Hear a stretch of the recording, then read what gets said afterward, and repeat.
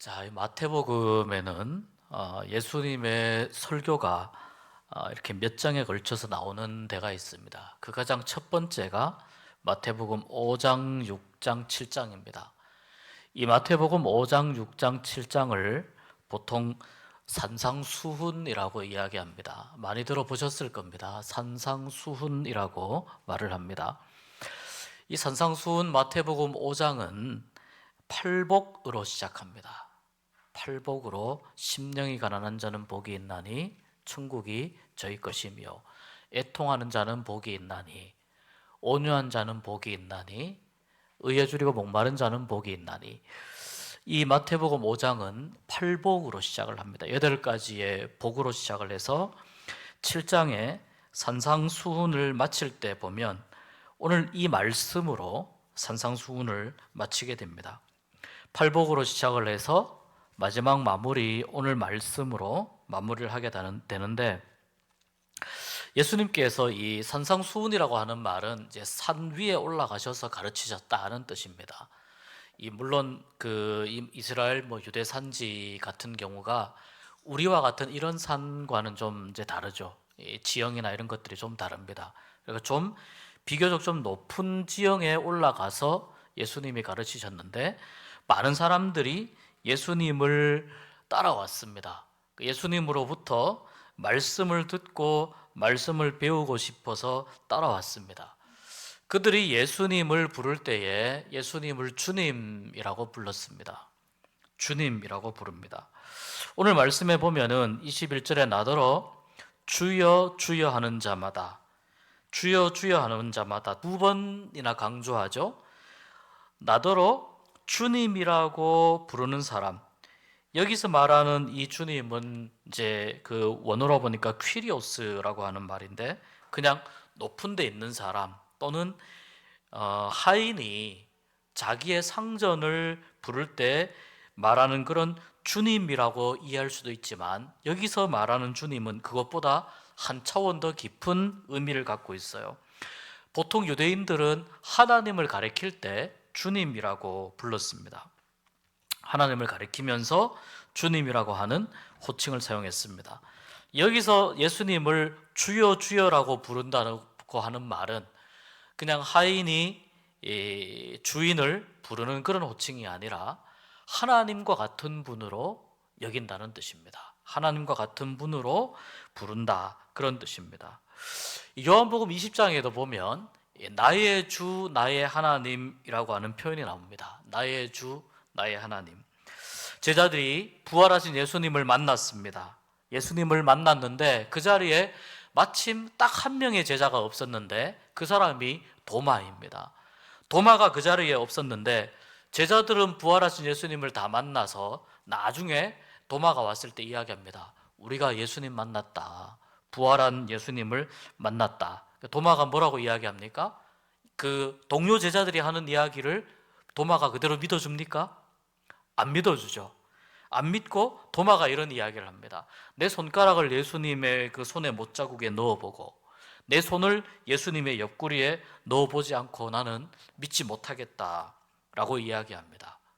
그 후에 제자들이 같이 있고 그 자리에 도마도 함께 있을 때, 제자들과 도마가 같이 있을 때, 그때 예수님이 다시 나타납니다. 나타나서 특별히 도마에게 이렇게 말씀합니다. 너의 손가락을 내밀어서 내 손과 내 옆구리에 넣어보라, 이렇게 말씀합니다. 도마가 그 전에 이야기했던 거를 누가 예수님에게 가서 고자질하진 않았겠죠. 예수님이 비록 그 자리에 눈에 보이게는 안 계셨으나 도마가 그렇게 이야기한 걸 다 알고 계셨다는 거예요. 모든 곳에 존재하시는, 영으로서 존재하시는 예수님을 의미하는 겁니다. 그러니까 예수님께서 도마에게 내 손가락에 못자국 있고 내 옆구리에 창자국 있으니까 한번 만져보아라, 손가락 넣어보아라, 이렇게 이야기하니까 도마가 어떻게 반응을 합니까? 아, 제가 기다렸습니다 그러면서 손가락을 딱 꺼내가지고 예수님의 옆구리에 넣고 손을 만지고, 그렇게 못하죠. 그렇게 엄두를 내지 못합니다. 그리고 나서 도마가 예수님에게 고백하는 것이 나의 주님이시요 나의 하나님이십니다 라고 고백합니다. 나의 주님이시요 나의 하나님이십니다. 여기에서 말하는 이 주님이 퀴리오스예요. 도마의 고백에 나의 주님이라고 하는 말은 그대로 나의 하나님이라고 하는 말, 퀴리오스라고 하는 말 뒤에 하나님을 의미하는 데오스라고 하는 말이 같이 따라오죠. 나의 주님이시요 나의 하나님이십니다. 그러니까 이 도마의 고백에서도 이야기하는 것처럼 유대인들은 이 큐리오스라고 하는 말 자체를 하나님에 대한 호칭으로 그렇게 사용을 했다는 것입니다. 그래서 주여 주여라고 말하는 것은 두 번 이야기하는 거니까 매우 강조하는 겁니다. 예수님을 하나님으로 고백한다는 뜻이고, 또 하나님으로 고백하니까 예수님을 창조주로도 고백한다는 것입니다. 또 주님이니까 만물의 주인, 나의 주인으로도 고백하고 참된 구원자라고 하는 것을 고백한다는 의미가 이 주여 주여라고 하는 말 속에 들어가 있습니다. 그리고 두 번 반복했잖아요. 매우 강조적으로 이야기를 하고 있는 거죠. 이 주여 주여라고 하는 말 속에는 예수님을 매우 뜨겁게 믿고 주님으로 고백하는 사람, 그런 의미가 이 주여 주여라고 하는 말 속에 들어가 있습니다. 근데 보십시오.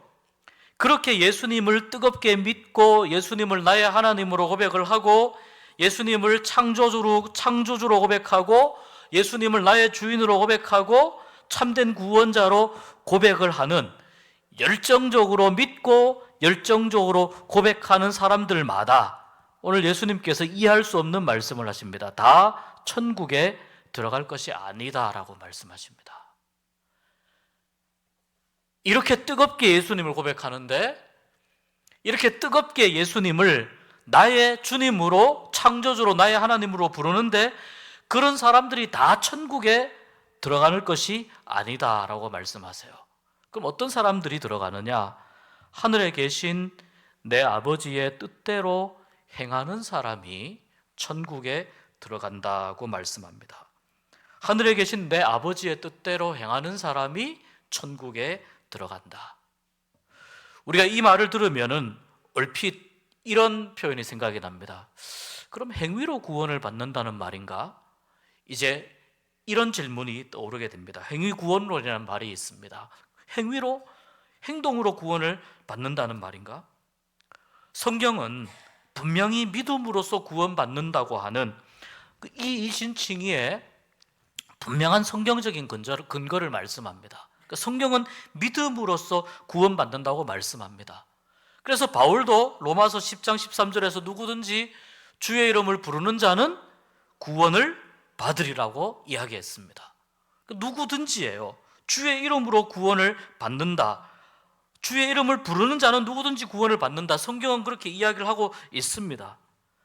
그런데 오늘 예수님이 어떻게 말씀하시냐면 이 산상수훈의 결론부에서 지금 예수님이 하시는 말씀은 주여 주여 하는 자마다 다 천국에 들어가지 않는다고 말씀하세요. 하늘에 계신 내 아버지의 뜻대로 행하는 자라야 천국에 들어가야 간다고 말씀하시는 겁니다. 그렇다면 주여 주여라고 하는 사람이 누구인가에 대해서 우리가 생각해 봐야 됩니다. 주여 주여라고 하는 사람이 누구인가? 정말 주님을 창조주로 고백하고 그렇게 믿고 삶 속에서 그렇게 주님을 인정하면서 살아가는 사람인가? 말씀을 자세히 읽어보면은 주여 주여 아주 뜨겁게 고백하고 간절히 고백하고 열정적으로 고백하고 그렇게 고백하는데요, 이 사람들이 어떤 사람이냐면은 주님을 진짜로 알고 주님을 고백하는 사람이 아니라 그냥 입술로만 고백하는 사람이라는 거예요. 여러분, 충분히 입술로 뜨겁게 이야기할 수 있습니다. 충분히 입술로 열정적으로 이야기할 수 있습니다. 충분히 말로 믿음이 굉장히 좋은 것처럼 그렇게 표현할 수 있습니다.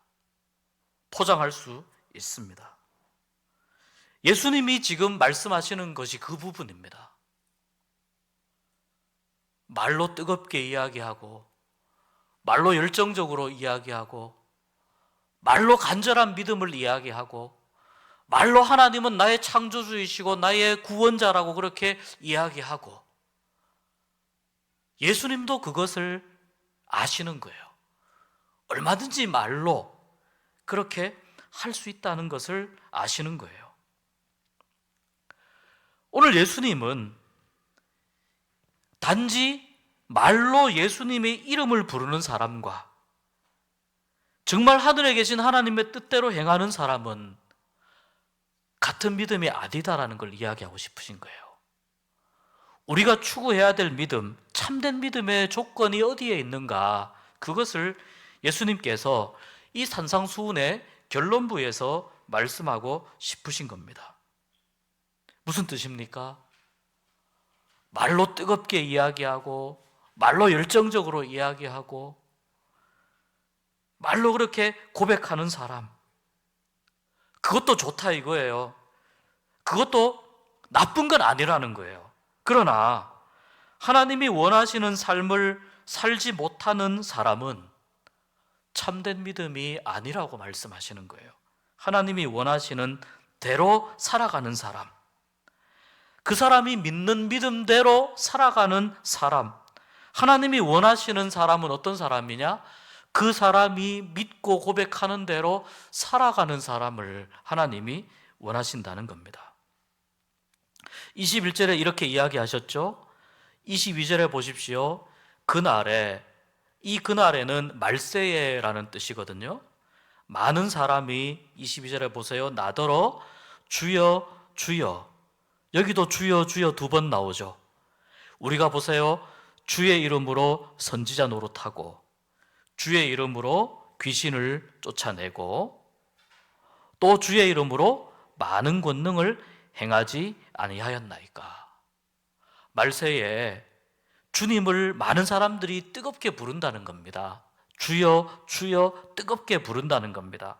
심지어 주님의 이름으로 선지자 노릇, 예언 사역을 하고요, 주님의 이름으로 귀신도 쫓아내고, 주님의 이름으로 여러 가지 많은 권능을 행하였다는 겁니다. 그렇게 고백을 했는데, 이 말이 어떤 의미냐면, 입으로만 주여 주여 고백하는 사람도 얼마든지 기적을 베풀고 권능을 보여주고 능력을 행사할 수 있다는 것을 의미한다는 겁니다.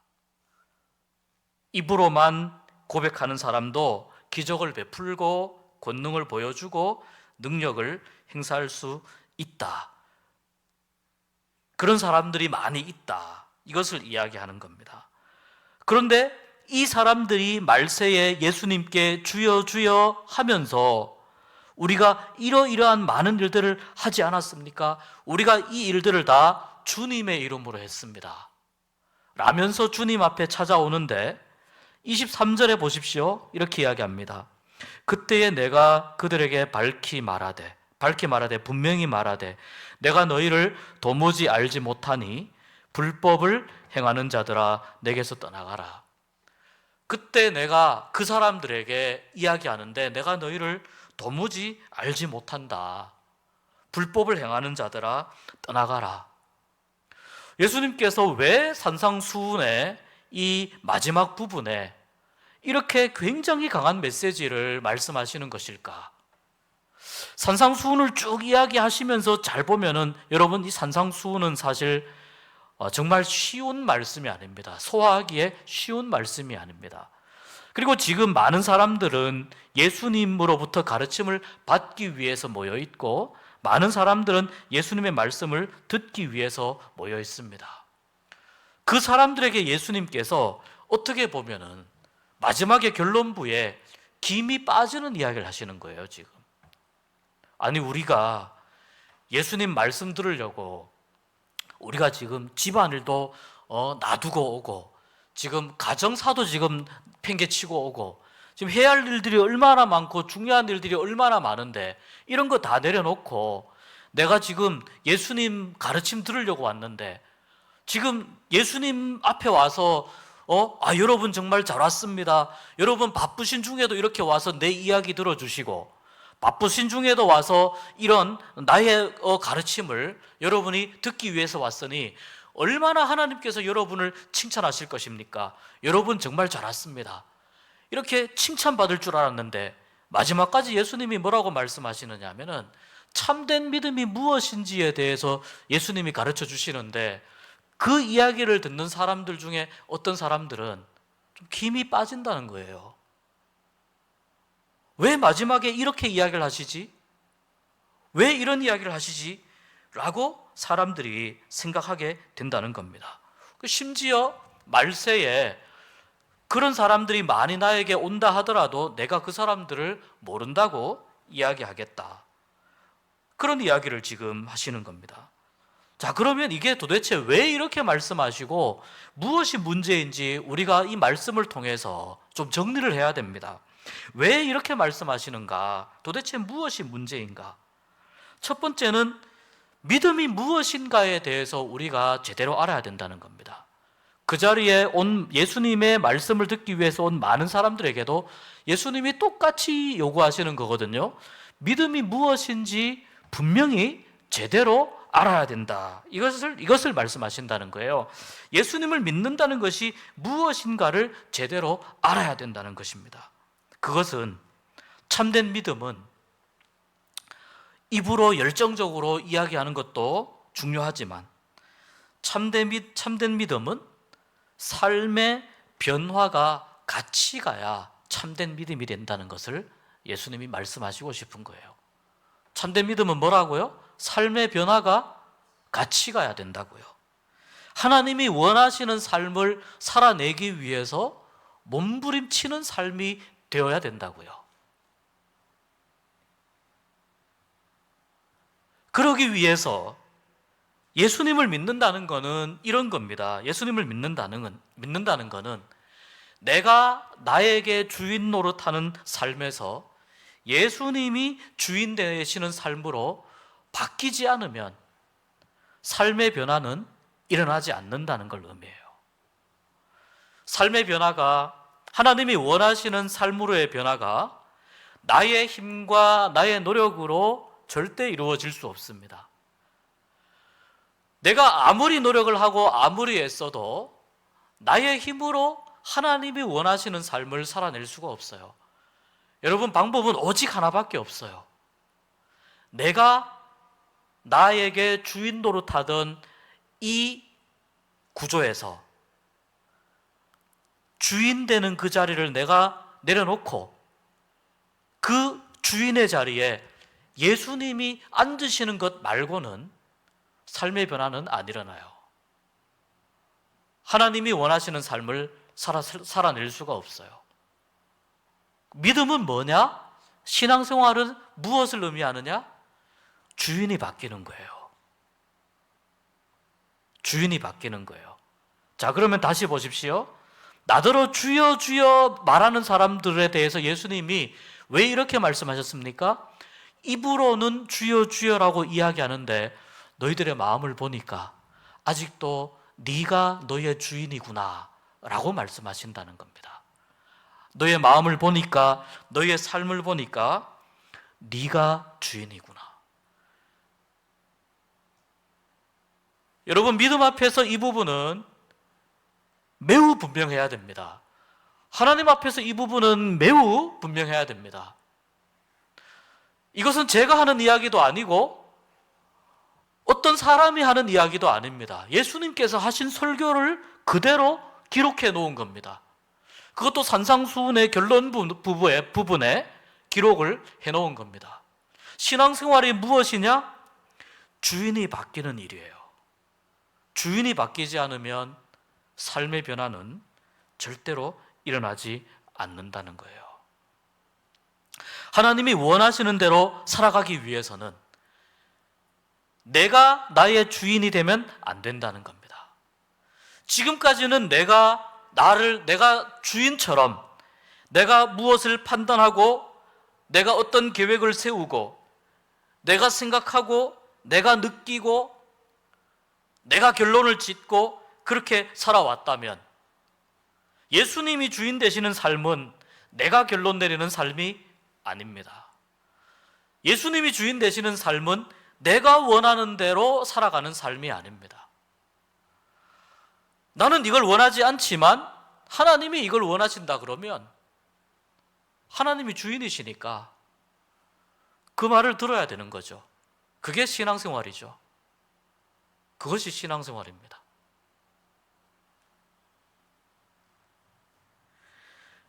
하나님이 주인이시고 예수님이 주인이시라는 것을 고백하고 실제로 그것을 인정할 때 내 마음에 가장 중심되는 자리에 예수님이 중심에 계셔서 진정한 주인이 되실 때 그때 하나님의 뜻대로 살아가는 삶이 이루어지게 됩니다. 예를 들어 보겠습니다. 다이어트를 한다고 한번 생각해 보시기 바랍니다.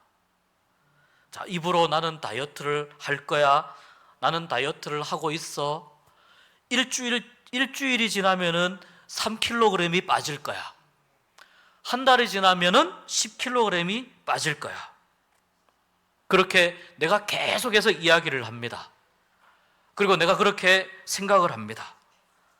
내가 계속 이야기하면은 살이 빠질까요? 물론 말을 많이 하면 이것도 에너지를 쓰는 거니까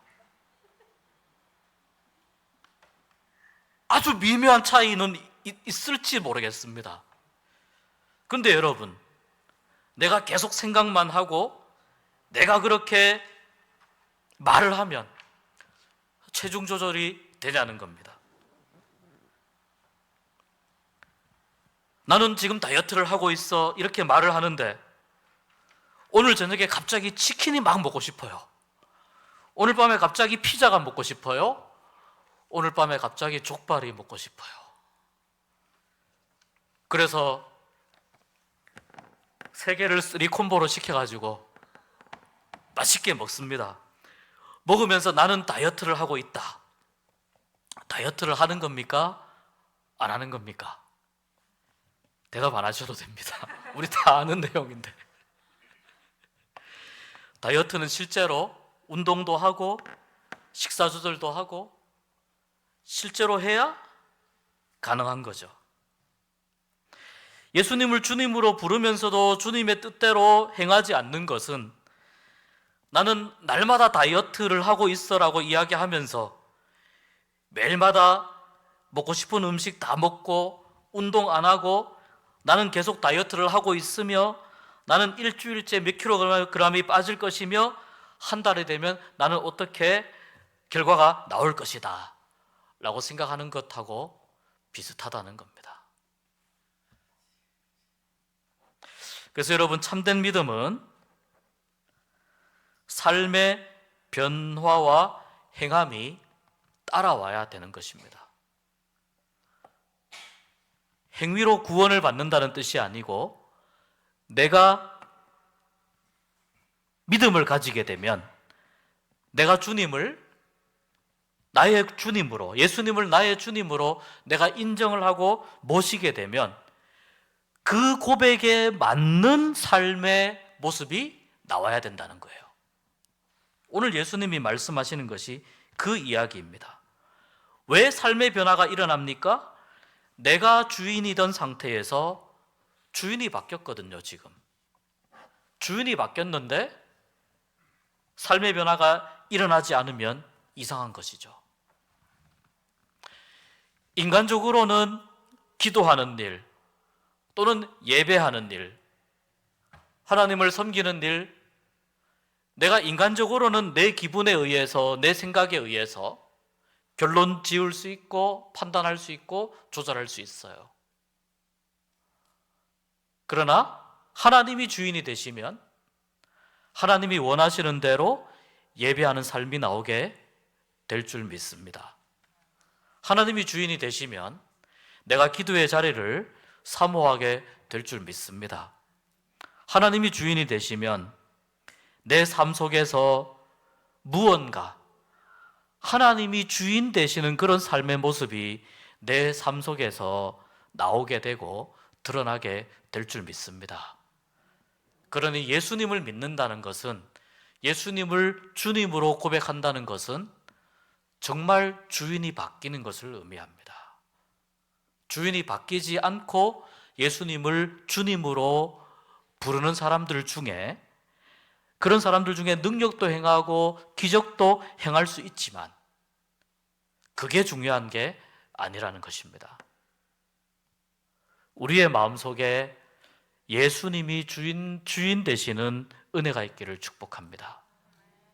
그런 사람을 어떤 사람이라고 이야기하느냐면, 주님의 말씀을 듣고 행하는 사람은 반석 위에 집을 지은 사람 같다고 말씀했습니다. 반석 위에 집을 지으면은 이게 유대식 개념으로 뭐냐면은요, 이게 이제 워낙 그 계곡이나 골짜기가 많으니까 유대식으로는 산 위에 집을 짓는다는 뜻이에요. 그러니까 비가 와도 흔들리지 않아요. 비가 와도 이 비에 넘어가지 않고 빗물에 쓸려 내려가지 않아요. 홍수가 나도 전혀 흔들리지 않아요. 말씀을 잘 듣고 행하는 사람, 하나님이 주인 되는 사람, 그런 사람은 비와 홍수와 같은 큰 시련과 고난이 닥쳐와도 흔들리지 않게 됩니다. 왜 그럴까요? 하나님이 주인이신데 흔들릴 수가 없죠. 고난을 당할 수는 있으나 흔들리지 않게 되는 겁니다. 그러나 말씀을 듣고 행하지 않는 사람, 사실 이 사람은 말씀을 안 듣는 것이죠. 말씀을 듣고 행하지 않는 사람은 모래 위에 집을 짓는 것과 똑같아요. 물이 쓸려 내려가는 자리에 집을 짓는다는 뜻이에요. 그 물이 쓸려 내려오는 것처럼 시련이 밀려오고 고난이 밀려오고 어려움이 밀려오면 집이 다 무너지게 되죠. 기초가 무너지는데 집이 똑바로 서 있을 수 있습니까? 다 무너집니다. 내가 주인 되는 사람의 삶의 결과라는 것입니다. 믿음은, 오늘 예수님은 분명히 말씀합니다. 예수님을 기왕에 믿으려면 제대로 믿어라. 예수님을 주여 주여 부르려면은 예수님을 진짜 주님으로 인정해라. 예수님을 진짜 주님으로 고백하고 예수님을 진짜 주님으로 인정하면서 살아가라. 참된 믿음이 뭐냐? 예수님이 주인 되는 것이다. 이것이 가장 중요하다. 예수님이 말씀합니다. 그리고 그 말씀대로 주님이 말씀하시는 대로 듣고 행하는 것, 그것이 참된 믿음이라는 것입니다. 그대로 행하고 그대로 실천하고, 내가 실천할 힘과 능력이 없지만 하나님은 실천할 힘과 능력을 주신다. 그러니 내가 실천하지 못해서 스트레스 받지 말라는 겁니다. 우리는 원래 실천할 수 없는 존재들이에요. 그러나 하나님이 주인이 되시면, 성령님께서 내 마음을 가득 채우시면, 성령 충만하게 되면 내가 성령의 능력에 이끌려서 하나님이 원하시는 삶을 살아가게 될 줄 믿습니다. 오늘 밤 우리 같이 기도하려고 합니다. 함께 찬양하고 기도하려고 합니다. 금요일 밤은 우리가 좀 뜨겁게 기도했으면 좋겠습니다. 간절하게 좀 부르짖으면서 기도했으면 좋겠습니다. 예수님이 나의 주인이 되어 주십시오. 예수님이 나의 주인이 되어 주셔서 내가 주님의 말씀대로 순종하고 실천하며 살아가는 삶이 되게 하여 주십시오. 그런 인생이 되게 하여 주십시오.